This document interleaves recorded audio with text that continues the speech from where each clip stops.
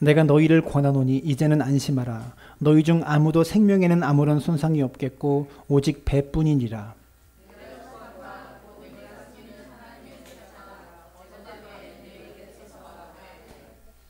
바울아, 두려워하지 말라. 내가 가이사 앞에 서야 하겠고 또 하나님께서 너와 함께 항의하는 자를 다 내게 주셨다 하였으니.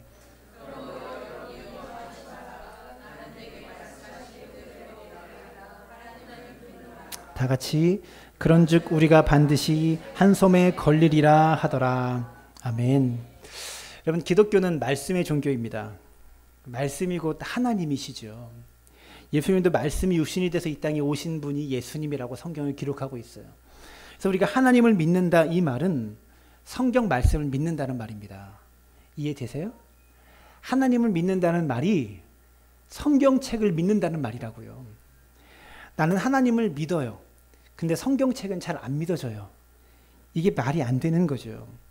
우리가 누군가에게 있잖아요. 나는 당신을 신뢰합니다. 나는 당신을 믿습니다. 근데 당신이 하는 말은 못 믿겠어요. 이게 믿는다는 말입니까? 못 믿는다는 말입니까? 못 믿는다는 말이에요. 이 성립이 안 되는 말이죠. 하나님은요, 말씀하시는 하나님이시고요. 그리고 그 말씀을 성취하시고 이루시는 분이 바로 우리 하나님이시다라는 겁니다. 하나님께서 바울에게 주셨던 말씀이 뭐냐면, 이 바울이 가이사랴에 있을 때 성난 유대인들이 바울을 죽이려고 작정하면서 막 바울을 때렸습니다. 그때 천부장 루시오가 와가지고 겨우 이들을 뜯어 말렸어요. 그리고 대제사장 아나니아라는 사람은요, 바울의 입을 쳐라. 자꾸 복음을 증거하고 이 듣기 싫은 말을 하니까 바울의 입을 쳐라, 이렇게 이야기하고요. 바리새인과 사두개인들은 양쪽에서 바울을 잡아다가 막 끌어당겨서 찢어 죽이려고 그렇게 하고 있는 아주 험난한 밤을 보내던 어느 날 밤에 하나님께서 바울에게 말씀을 주십니다. 이게 사도행전 23장 11절인데요. 함께 읽습니다. 사도행전 23장 11절 시작. 그날 밤에 주께서 바울 곁에 서서 이르시되 담대하라. 내가 예루살렘에서 나의 일을 증언한 것 같이 로마에서도 증언하여야 하리라 하시니라. 뭐라고 지금 하나님이 말씀하십니까? 너는 로마에 가서 복음을 증거할 것이다. 예루살렘에서 네가 복음을 전했던 것처럼 로마에 가서도 복음을 전할 것이다. 교회를 세울 것이다. 이렇게 말씀하고 계시는 거예요. 지금 이 하나님의 말이 하나님의 입에서 나갔습니다. 하지만 상황은 점점 어려워집니다. 23장 바로 밑에 12절과 12절을 보시면 바울을 죽이기 전에는 먹지도 않고 마시지도 않겠다라는 40명의 결사대가 조직됩니다. 그래서 군대가 막 움직이기 시작해요. 바울을 죽이려고. 그래서 바울이 벨리스 총독 앞에 서서 신문을 받고 베스도 총독 앞에 가고 아그리빠 왕 앞에 서서 신문을 받으면서 점점 상황이 어려워져요. 이래서 정말 로마에 갈 수 있을까? 여기서 바울이 죽는 거 아니야? 이런 위기감이 계속 오게 돼요. 근데 오늘 본문이 시작되는 27장 1절에 뭐라고 말합니까? 우리가 배를 타고 이달리아에 가기로 작정되매, 이렇게 말합니다. 이달리아에 가게 된 겁니다. 이달리아는 이탈리아예요. 오늘날로. 이탈리아의 수도가 어디입니까? 로마죠. 그러니까 바울이 지금 어디로 가게 된 거예요? 로마로 가게 된 겁니다. 23장부터 27장 바로 직전까지 엄청난 고난과 신문들을 받아요. 근데 그러면서 끝내 27장 1절에 로마에 가게 됐다라는 것이죠. 하나님이 너 로마 간다. 그런데 진짜 바울이 로마에 가게 된 겁니다. 바울은 로마에 정말 가고 싶어 했어요. 이것은 왜 그랬을까요? 하나님께서 바울에게 주신 소명 때문이고요. 바울 마음속에 있었던 비전 때문에 그래요. 바울도 로마서 1장에 보시면 아직 로마에 가기도 전에 로마서를 쓰는데 로마에 있는 교인들을 향해서 내가 너희에게 가기를 원하였다라고 말을 하면서 그때마다 길이 막혔다라고 번번이 이야기합니다. 근데 드디어 바울이 로마에 가게 됐네요. 근데 바울이 로마에 가게 된 이 방식은요, 사도 바울이 전혀 생각하지 못했던 방식으로 로마에 가게 됩니다. 죄인으로 붙잡혀서 로마로 압송되어서 로마에 가게 됩니다. 바울이 이렇게 상상했을까요? 죄인으로 압송이, 오늘로 따지면요, 경찰차에 타서 포승줄에 묶여가지고요, 범죄인 송환하듯이 그렇게 로마에 가게 된 거예요. 그렇게 로마 가기를 꿈꿨는데 마침내 로마에 가게 됐는데 이러한 모습으로 로마에 가게 된 거죠. 그럼 바울이 이 배에 있으면서 어떤 생각했을까요? 로마에 그렇게 가고 싶었는데 2년 동안 감옥에서 재판받으면서 로마에 송환되는 배에 올라 죄수로 가게 된 이 바울이 무슨 생각하며 갔을까요?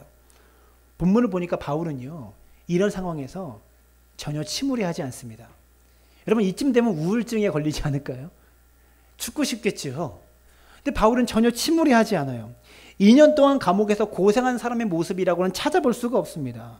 오히려 사람들에게 희망을 말하고 격려하면서 사람들을 일으키고 있어요. 사랑하는 여러분, 고대 사회 속에서 죄수에게 인권이라는 게 있었을까요? 죄수에게 인권은 없어요. 노예도 짐승 취급하는데 여러분, 죄수에게 인권이라고는 없는 게 고대 사회입니다. 바울은 2년 동안 감옥에서 엄청난 고생을 했을 거예요. 갖은 고초를 겪었을 거예요. 그런데 전혀 그런 사람 같아 보이지 않습니다. 이렇게 인생의 밑바닥까지 내려가면 사람에게 악만 남지요. 근데 바울은 전혀 그러지 않아요. 바울은 어떠한 형편에 있든지 자족하기를 배웠던 사람이었고요.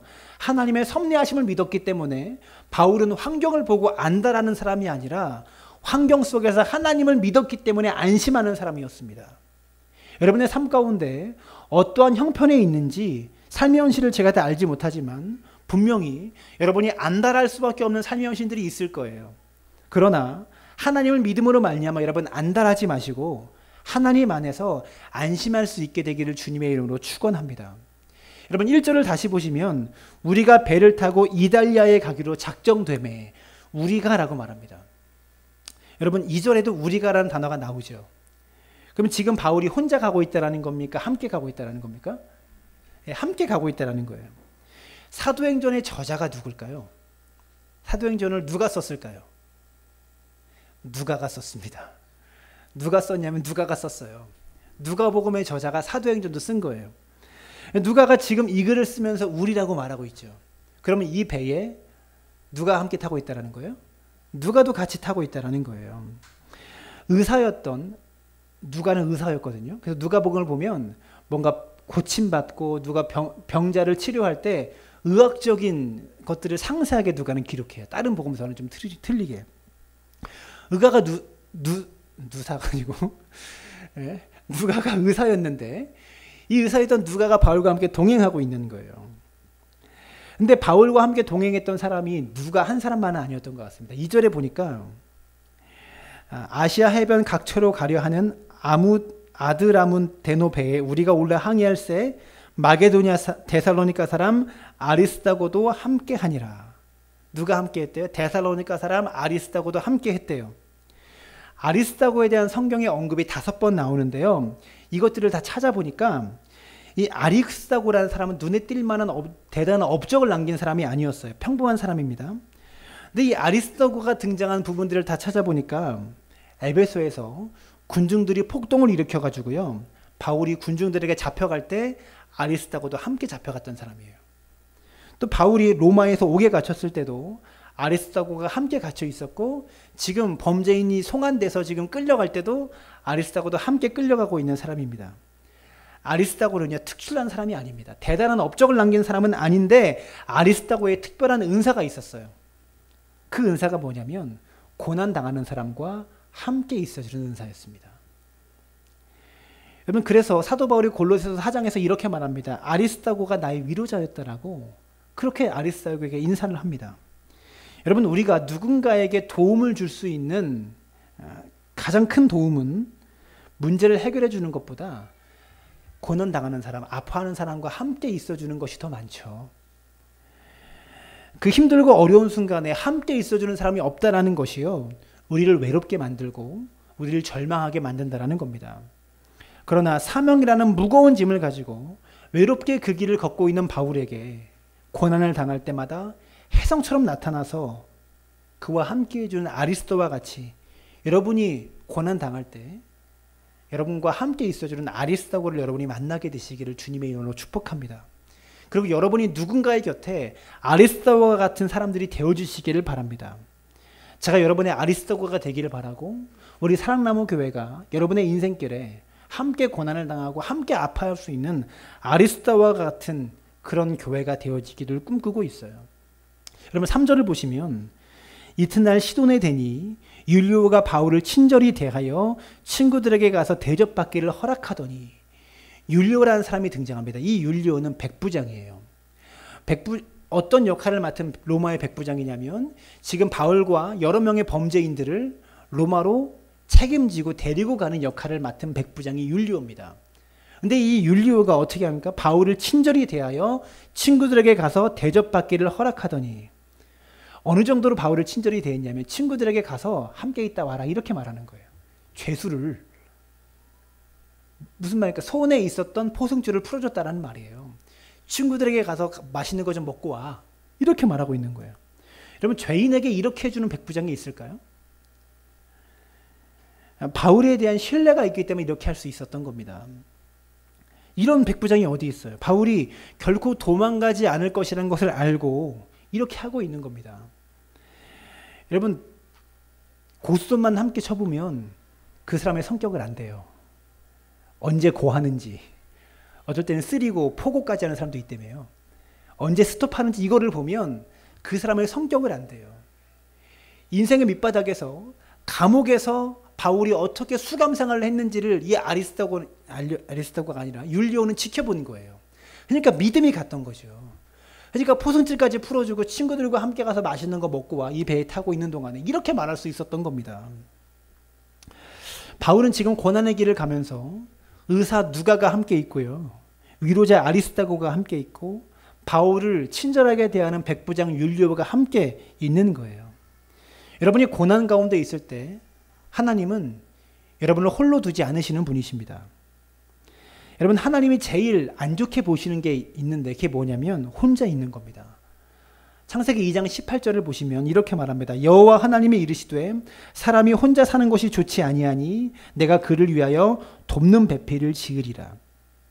천지를 창조하신 후에 7번 좋다 말씀하셨습니다. 하나님 보시기에 좋았더라. 하나님 보시기에 심히 좋았더라. 근데 2장에 가서 처음으로 하나님이 얼굴을 찡그리시는데 이건 안 좋다라는 장면이 나와요. 그게 무엇입니까? 아담이 혼자 있을 때 이건 안 좋다. 처음으로 얼굴을 성경에서 찡그리십니다. 여러분 하나님은 여러분이 고난 당할 때 결코 여러분을 홀로 두지 않으세요. 함께 있어줄 사람을 붙여주신다고요. 근데 문제는 무엇입니까? 우리 눈에 그게 안 보여요. 여러분 엘리야가 내가 죽게 됐다. 나는 혼자입니다라고 말할 때 하나님께서 그에게 보여주시죠. 아직 바알에게 무릎 꿇지 않았던 2,000명을 하나님께서 엘리야에게 보여주십니다. 하나님은 여러분을 결코 혼자 두지 아니하시는 분임을 기억하셨으면 좋겠어요.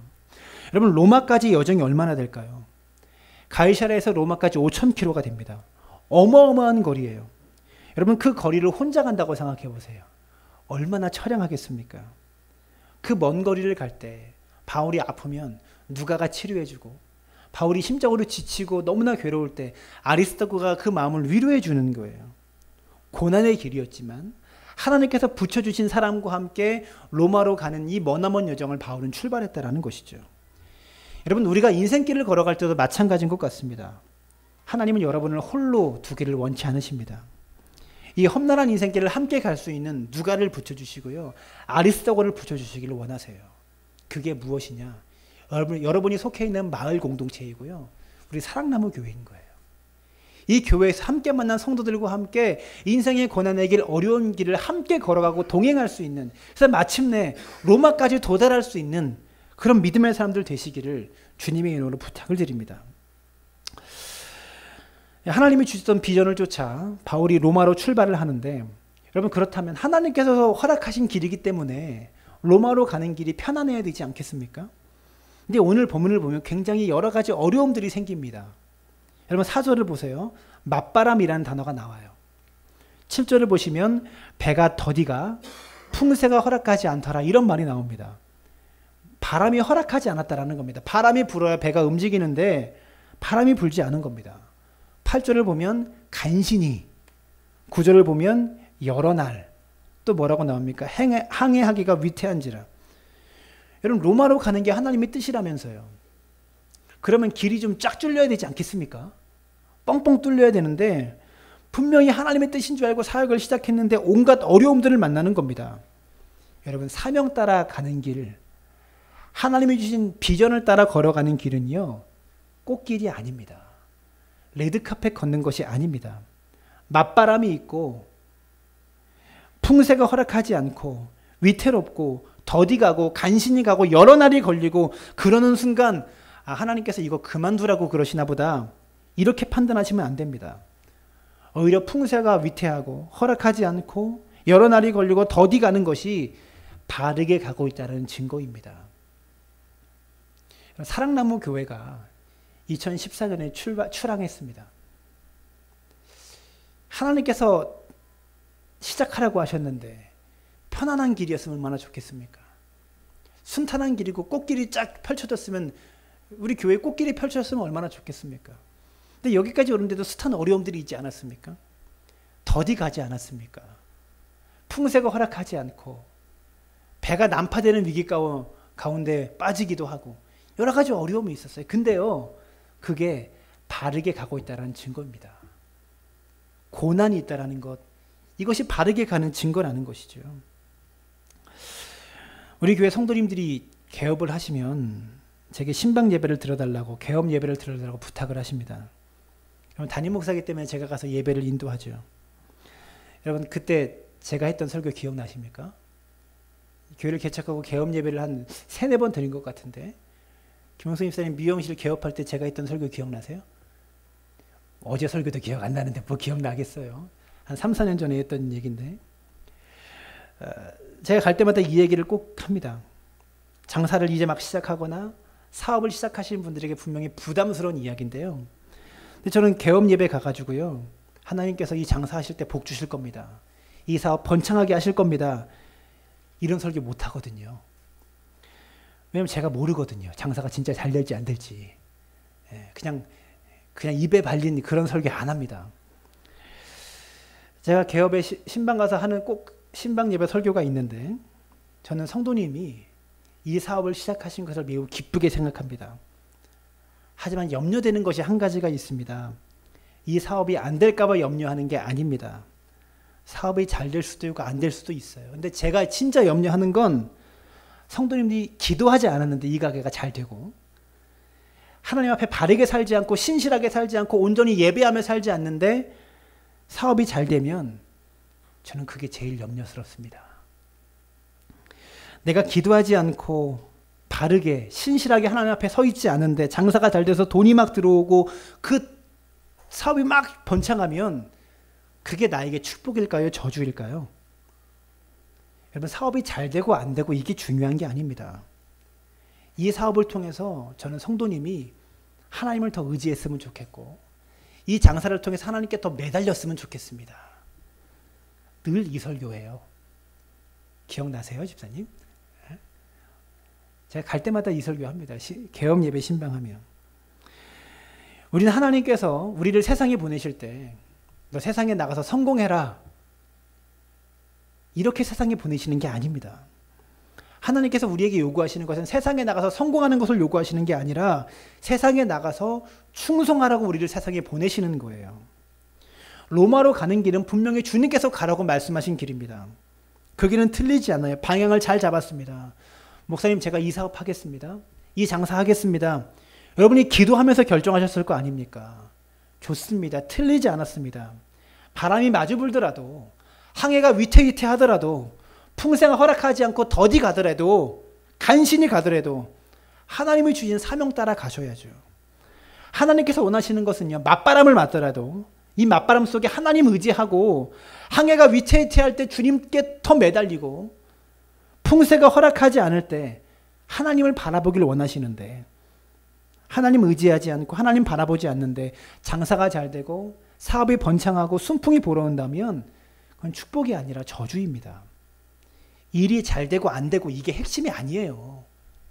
사업이 잘 되고 안 되고가 핵심이 아니라 이 사업을 통해서 내가 주님 의지하고 있는가, 이 장사함을 통해서 내가 하나님께 매달리고 있는가, 이것이 핵심임을 여러분들이 기억하셨으면 좋겠습니다. 이 배가요, 미양이라는 항구에 이르렀는데 그때가 9절에 보면 금식하는 절기였다고 말합니다. 이때가 대속제일이 막 지난 때임을 우리가 알 수 있어요. 이때가 대속제일이거든요. 금식하는 절기가. 대속제일은 9월 말에서 10월 초입니다. 근데 이 기간 동안에 지중해에서 배를 띄우는 게 매우 위험한 기간이에요. 그래서 10절을 보면 사도 바울이 이렇게 말합니다. 말하되 여러분이요, 내가 보니 이번 항해가 하물과 배만이 아니라 우리의 생명에도 타격과 많은 손해를 끼치리라. 여러분, 내가 보니라는 말은요, 하나님께서 바울에게 주신 그 음성이 아니라 하나님의 뜻을 알려주시는 것이 아니라 바울의 견해로는, 내 생각으로는 내가 많은 것들을 경험해 봤는데 이런 말입니다. 바울이 보기에 지금 매우 위험한 시기이기 때문에 출항을 안 하는 게 좋겠다, 이런 겁니다. 바울은 배를 엄청 많이 탄 사람입니다. 1차, 2차, 3차 선교 여행 다니면서 유럽을 다녔는데 땅길로만 갔겠습니까? 배를 엄청 타고 다녔을 겁니다. 바울이 이동한 거리가 27,000km예요. 그러니까 바울은 많은 경험과 신중한 숙고 끝에 지금 배를 타고 나가는 것은 적합한 시기가 아닙니다라고 제안을 하게 된 거죠. 우리나라도 장마철이 되면 지금이 장마철이잖아요. 어저께 뉴스를 보니까 장마철에 오히려 가뭄이라고 지금 그러는데, 이 장마철만 되면 태풍이 한 번, 두 번은 꼭 오잖아요. 큰 태풍이. 이것과 마찬가지로 이 대속제일 9월 말에서 10월 초 기간이 지중해 태풍이 부는 그런 기간인 거예요. 그래가지고 바울은 경험상 이야기하는 거예요. 지금 나가면 위험합니다. 바울은 배를 많이 타본 사람이었기 때문에. 고린도후서 11장 25절을 보시면 바울은 3번 태장으로 맞고 1번 돌로 맞고 3번 파손했던 사람입니다. 3번 파손하고 1주야를 깊은 바다에서 지냈으며 배가 난파된 경험을 3번이나 한 사람이에요. 그런 바울이 말합니다. 위험하다. 안 가는 게 좋겠다. 근데 이 배에는요, 선원들도 있고 선주도 있고 선장도 있어요. 백부장 율리오가 바울의 이야기도 들어보고 선장과 선주의 이야기도 들어본 다음에 결정을 내리는 겁니다. 그래서 결국 백부장이 누구의 말을 듣습니까? 11절에 보니까 백부장이 선장과 선주의 말을 더 믿기로 결정을 합니다. 그러면 백부장이 왜 바울의 말보다 선장과 선주의 말을 더 믿었을까요? 바울이 아무리 여행을 많이 한 사람이고 아무리 여행의 경험이, 배를 많이 타본 경험이 많다고 할지라도 선장과 선주는 그래도 배에 대해서 전문가 아니겠습니까? 바닷길을 다 아는 사람이잖아요. 우리가 누군가의 이야기를 들을 때 그 사람이 전문가이면 그 사람의 말에 대해서 더 마음이 가지 않겠습니까? 여러분, 워렌 버핏이라고 아세요? 미국의 워렌 버핏이라는 투자의 전문가, 투자의 귀재라고 불리는 사람이 있어요. 이 워렌 버핏이 투자에 대한 조언을 해주는데 이분의 조언에 따라 투자를 하면 대박이 난대요. 분명히 성공할 수밖에 없다라고 사람들이 믿고 그렇게 생각합니다. 그래서 워렌 버핏과 점심을 먹기 위해서 워렌 버핏과의 점심을 경매에 붙입니다. 그래서 워렌 버핏하고 점심 먹을 사람은 손들어봐. 그래서 경매를 붙이는데 2015년에 이분하고 점심을 함께 먹겠다라는 사람의 최고가가 얼마인 줄 아세요? 어휴, 잘하시네. 20억이었어요. 밥 한 끼 먹는데 20억이에요. 2016년에, 왜냐면 워렌 버핏하고 점심을 한번 먹으면 20억을 냈지만 20억 이상은 내가 건질 수 있다 라고 확신하기 때문에 20억 주고 그 시간을 한두 시간 산 거 아닙니까? 그 다음에 2016년에 얼마였는지 아세요? 40억이었습니다. 2017년에는 30억에 팔렸습니다. 밥 한 끼 먹는데. 여러분과 제가 점심 먹으면 제가 사겠습니다. 네? 언제든지 밥 먹자고 전화 주시기 바라요. 전문가에게는 남다른 통찰력이 있기 때문에 그러는 거겠죠.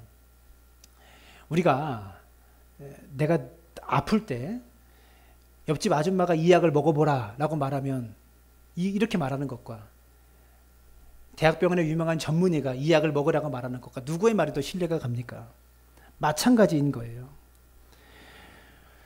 남다른 통찰력이 있기 때문에 율리오는 선장과 선주의 말을 들었다라는 것이죠.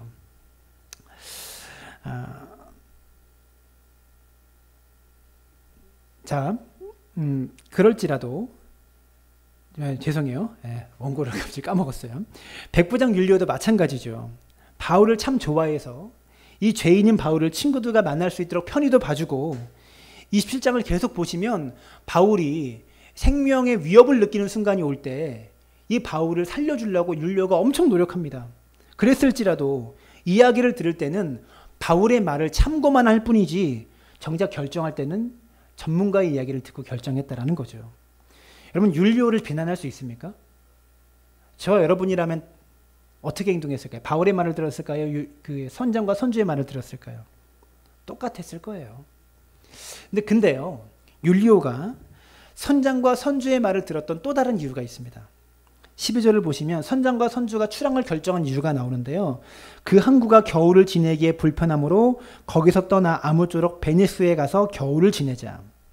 미양이라는 항구가 좀 작은 항구였던 것 같아요. 그래서 겨울을 나기가 적합하지 못하였기 때문에 베닉스라는 항구에 가서 겨울을 보내자고 생각을 한 겁니다. 왜 그러냐면 태풍이 올 때는 배를 어떻게 해야 됩니까? 항구에 묶어 정거해 놔야 되죠. 큰 파도가 치면 이 항구가 좁으면 배와 어쨌든 그런 것들 때문에 겨울을 나기가 좀 적합하지 못했던 것 같아요. 항구가 좀 작다 보니까 좀 더 큰 항구인 베닉스라는 항에 가서 물품도 많고 항구도 넓기 때문에 거기서 겨울을 보내자. 태풍을 거기서 피하자. 이 미양에서 베닉스는 80km 정도 떨어졌어요. 그래서 배를 타고 하루 이틀 정도만 가면 도착할 수 있겠다라고 생각해서 거기서 겨울을 보내자고 선택을 한 겁니다. 지금 날씨가 추워지고 있습니다. 율리오는 마음이 급합니다. 이 5,000km가 넘는 이 거리를 빨리 끝내고 로마에 가고 싶습니다. 로마의 백부장이잖아요. 로마에 사랑하는 아내도 있고 보고 싶은 애들도 있을 것이고 친구들도 로마에 있는데 빨리 로마에 가서 좀 쉬고 싶겠죠. 로마에 빨리 도착하고 싶겠죠. 이게 율리오의 마음이었을 거예요. 빨리 가서 이 일을 마무리하고 내 생활을 시작해야 되는데, 근데 바다가 위험해서 배를 탈 수 없는 겨울이 오고 있는 거예요. 벌써 여러 날이, 여기까지 미양까지 오는데도 여러 날이 걸렸잖아요. 풍세가 허락하지 않아서 여기까지 더디게 왔는데 하루하루 기온이 뚝 떨어지면서 이 배를 탈 수 없는 겨울이 다가오고 있는데, 그러던 차에 묻습니다. 바울에게 어떻게 하면 좋겠냐. 그때 바울이 더 있다 가자. 더 머물다 가야 된다 그럽니다. 선장과 선주는 가도 된다.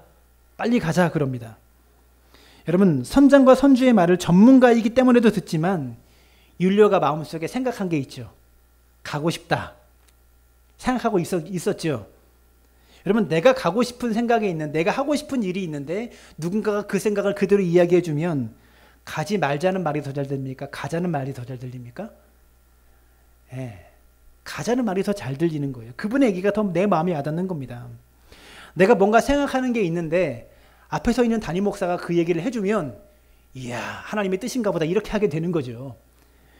여러분, 뭔가를 결정할 때 사람들의 얘기, 사람들의 조언 들어보는 거 나쁘지 않습니다. 목사님 어떻게 생각하세요? 집사님 어떻게 생각하세요? 여러 사람의 이야기를 물어보고 들어보는 거 괜찮습니다. 여러 사람의 이야기를 듣다 보면 여러분이 불편하게 여기는 이야기를 들을 수도 있어요. 왜냐하면 누군가는 여러분에게 더 머무르자 그래요. 지금은 위험하다. 더 기다리자. 그러는 분이 있어요. 바울처럼. 또 분명히 누군가는 여러분의 귀를 번쩍 뜨이게 하는 그런 이야기를 해줄 수도 있어요. 좋은 생각이야. 괜찮네요. 지금 당장 하십시오. 겨울이 오지 않습니까? 빨리 시작하세요. 서둘러야 합니다. 그러면 두 이야기가 내 마음속에서 왔다 갔다 하겠죠. 여러분, 이때 어떤 이야기를 들어야 될까요? 나와 반대되는 사람입니까? 나와 동일한 생각을 가진 사람들의 말입니까? 여러분, 이때 우리가 진짜 들어야 되는 말은요, 지금 내가 듣기에 당장 불편한 말도 아니고요, 내 귀를 간지럽히고 내 속을 긁어주는 이야기도 아니고요, 여러분이 진짜 귀 기울여서 들어야 되는 말은요, 하나님의 말씀입니다. 사람의 말이 아니라는 것이죠. 사람 찾아가서 얘기하는 건 그냥 참고사항일 뿐이지, 저 여러분이 결정적으로 귀를 기울여야 되는 것은요, 하나님의 말씀임을 여러분들이 기억하셨으면 좋겠어요. 본문으로 돌아와서 율리오는 선장과 선주의 의견을 받아들여서 출항을 합니다. 배를 출발시킵니다. 13절을 보니까 남풍이 순하게 불매 그들이 뜻을 이룬 줄 알고, 이렇게 표현해요. 여러분, 제일 위험한 게 바로 이겁니다. 가장 위험한 것은 풍랑이 아니라 순풍이 위험한 겁니다. 순풍이 불어올 때 조심하십시오. 뭔가 일이 술술 풀릴 때 조심해야 됩니다. 순풍이 불 때 율리오가 얼마나 좋았겠어요. 야, 역시 내 생각은 틀리지 않았어. 내 선택이 옳았어. 근데 이 순풍이 오래가지 않는다고요.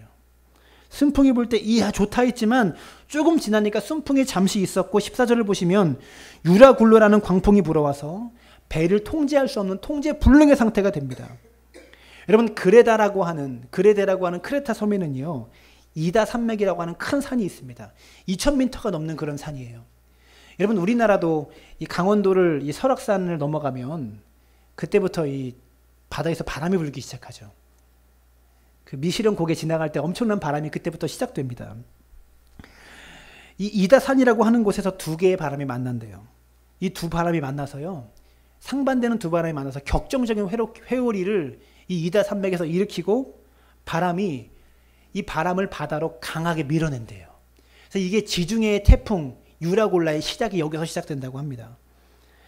여러분 14절과 15절을 보시면 얼마 안 되어 섬 가운데로부터 유라골라라는 광풍이 크게 일어나니 배가 밀려 바람을 맞추어 갈 수 없어 가는 대로 두고 쫓겨가다가 광풍에 밀려 배가 움직일 수 없는 겁니다. 그래서 15절을 보시면 가는 대로 두고 쫓겨갔다. 바람이 부는 대로 그냥 어떻게 할 수 없어서 그냥 바람이 부는 대로 쫓겨갔다라는 거예요. 폭풍이 가시지를 않습니다. 19절을 보니까 사흘째 되는 날에는요. 바다를 운행하는데 필수적인 장비들을 다 버리고 필수적인 장비만 내려놓고 모든 짐을 다 버립니다. 바다에. 무게를 최대한 줄인 거죠.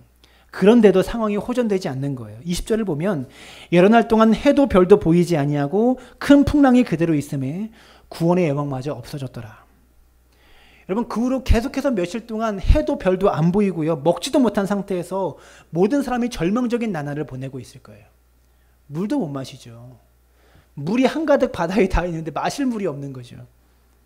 구원의 여망마저 없어졌더라. 이 말은요. 이전 번역으로 살 소망이 끊어졌더라 이런 말입니다. 이대로 죽겠구나 이런 뜻이에요. 바로 이 순간입니다. 모두가 절망에 빠져있는 이 순간에 하나님의 사람 사도 바울이 일어납니다. 배가 난파되었을 때 진정한 리더가 드러나는 거예요. 배가 난파되기 전에는 리더로서 기능을 하는 사람들이 있었어요. 백부장과 선장이 있었습니다. 근데 배가 난파돼서 백부장과 선장의 리더로서 활약할 수 없는 그런 상황이 되니까 그때 배에 진짜 리더가 등장한다는 것이죠. 죄수였던 사도 바울입니다. 바울의 첫 마디가 무엇입니까? 안심하라라는 말이었습니다. 22절에 함께 읽을까요? 시작. 내가 너희를 권하노니 이제는 안심하라. 너희 중 아무도 생명에는 아무런 손상이 없겠고 오직 배뿐이니라. 우리의 생명에는 아무런 손상이 없고 배만 손상될 겁니다. 걱정하지 마십시오. 이렇게 이야기합니다. 그리고 23절과 24절에 안심해야 될 이유가 있는데 그 이유를 밝힙니다. 또 읽을까요? 시작. 내가 속한 바 곧 내가 섬기는 하나님의 사자가 어젯밤에 내 곁에 서서 말하되 바울아 두려워하지 말라. 내가 가이사 앞에 서야 하겠고 또 하나님께서 너와 함께 항해하는 자를 다 내게 주셨다 하였으니 안심해도 되는 이유가 뭐랍니까? 하나님이 어젯밤에 말씀하셨습니다. 바울아 너 여기서 안 죽고 가이사 앞에 로마 황제 앞에 서게 될 거야. 이렇게 말씀하셨습니다. 그러니까 안심하십시오. 이렇게 말하고 있는 거예요. 여러분 유라굴라라는 광풍 한가운데 있어요. 배가 난파되기 직전입니다. 바다 파도가 요동치고 있습니다. 이 상황에서 바울은 누구의 말을 듣습니까? 하나님 말씀 들어요. 여러분 선장과 선주의 말 들어봐야죠. 바울의 말도 들어봐야죠.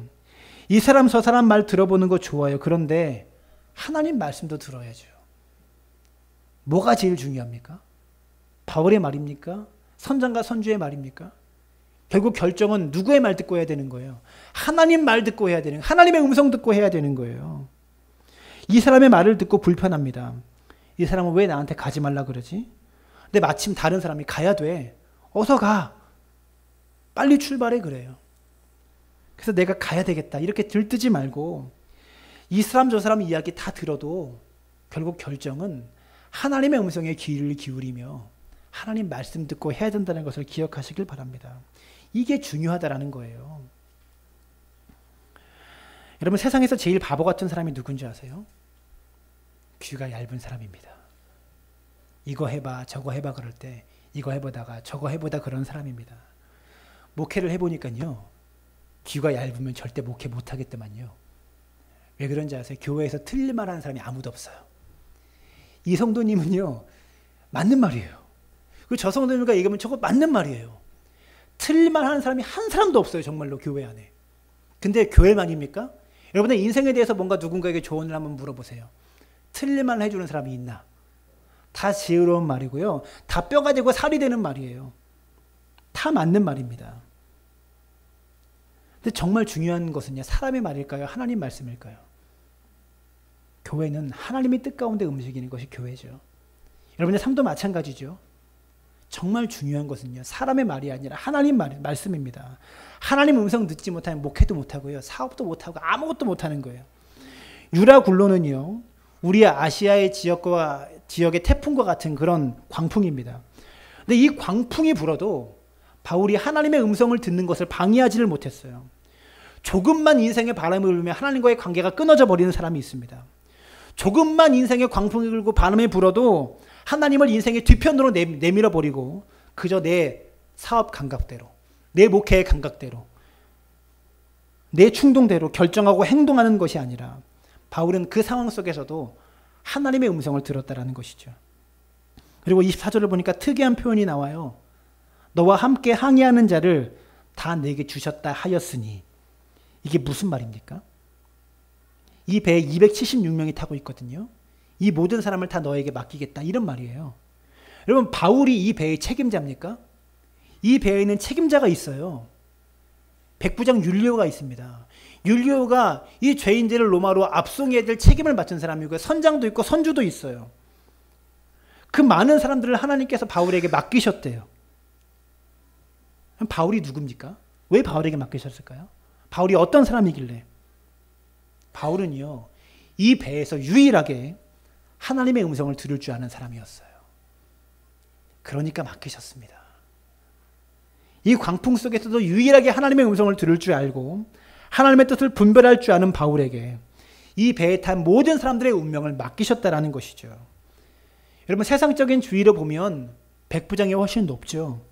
근데 하나님은 그 사람의 주의가 높다고 해서 배를 맡기시지 않으셨습니다. 여러분, 선장이 얼마나 경험이 많고 노련하겠어요. 300명이 탈 수 있는 큰 배인데 이 배를 맡아서 운전을 하려면 경험이 많은 선장이어야 됩니다. 선장이 아무리 노련하다고 해서 이 배의 운명을 선장에게 맡기지 않으셨더라고요. 여러분, 하나님이 여러분의 가정을 누구에게 맡기실까요? 이 교회를 누구에게 맡기실까요? 하나님께서 이 나라를 누구에게 맡기실까요? 지식인에게 맡기실까요? 유명인에게 맡기실까요? 하나님께서 맡기시는 사람은요, 이 광풍 속에서도 하나님의 뜻을 분별할 수 있고 하나님의 음성에 귀를 기울일 수 있는 사람에게 우리의 가정을 맡기시고 교회를 맡기시고 이 나라 민족의 운명을 맡기신다는 것을 기억하시길 바랍니다. 그리고 그런 사람이 이 위기 때 리더로 등장하는 거예요. 여러분, 왜 기도를 해야 됩니까? 새벽에 나와 기도하고 금요일에 나와 기도하는 거 쉬운 게 아닌데 왜 기도해야 될까요?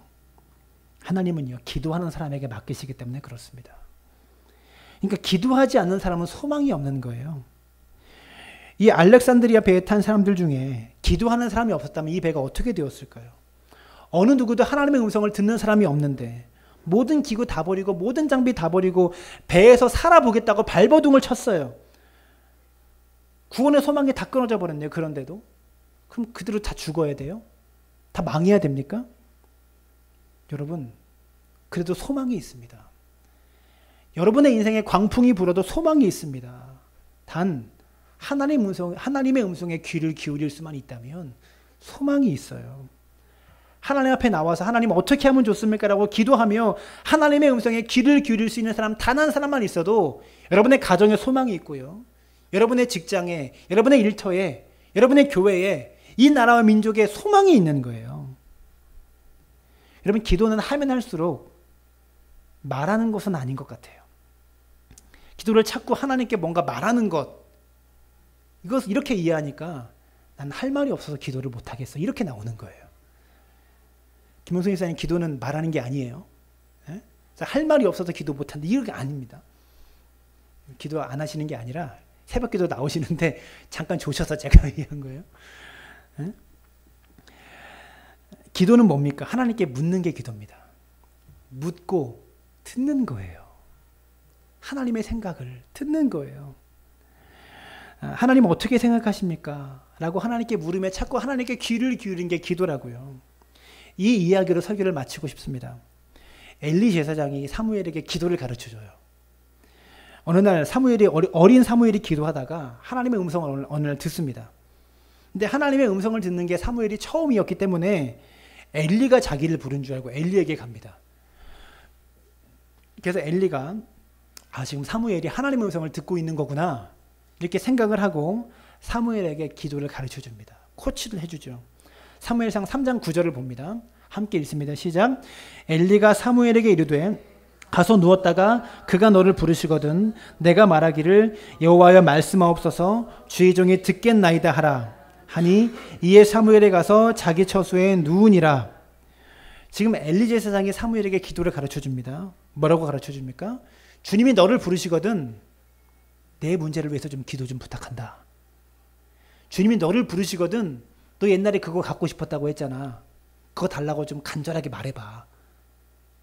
그게 기도야. 여러분 우리는 이렇게 기도를 가르치죠. 하나님과 대화하듯이 기도해라 이렇게 가르치잖아요. 근데 엘리는 기도를 어떻게 가르쳐 줍니까? 여호와여 말씀하옵소서 주의 종이 듣겠나이다. 이렇게 기도해라. 우리가 엘리에 대해서 별로 좋은 얘기 안 합니다. 타락한 제사장으로 그렇게 알고 있죠. 근데 엘리는 정확하게 뭐를 가르쳐야 되는지는 알고 있었던 사람이었던 것 같아요. 여러분 기도는 무엇입니까? 하나님께 귀를 기울이며 하나님의 음성을 듣는 게 기도입니다. 말하는 게 아니라고요. 그게 기도의 핵심이 아니라고요. 광풍 속에서도 듣는 거예요. 인생의 비바람이 인생의 파도가 몰려와도 이 광풍 속에서도 하나님의 음성을 듣는 게 기도예요. 사랑하는 여러분, 이 사람 얘기 듣고 저 사람 얘기 듣는 거 좋지만 결정적으로 하나님 앞에 무릎 꿇고 하나님께서 어떻게 생각하시는지를 들어야 돼요. 오늘도 하나님은요, 이 광풍 속에서 여러분의 인생에 불고 있는 이 험난한 광풍 속에서 하나님의 음성을 들으려고 하는 자에게 여러분의 가정의 운명을 맡기시길 원하고 이 교회의 운명을 맡기시길 원하고 이 나라의 운명을 맡기시길 원합니다. 사랑하는 여러분, 사람의 말에 귀 기울이지 말고 하나님의 음성에 귀를 기울일 수 있는 믿음의 사람 되시기를 주님의 이름으로 축원합니다.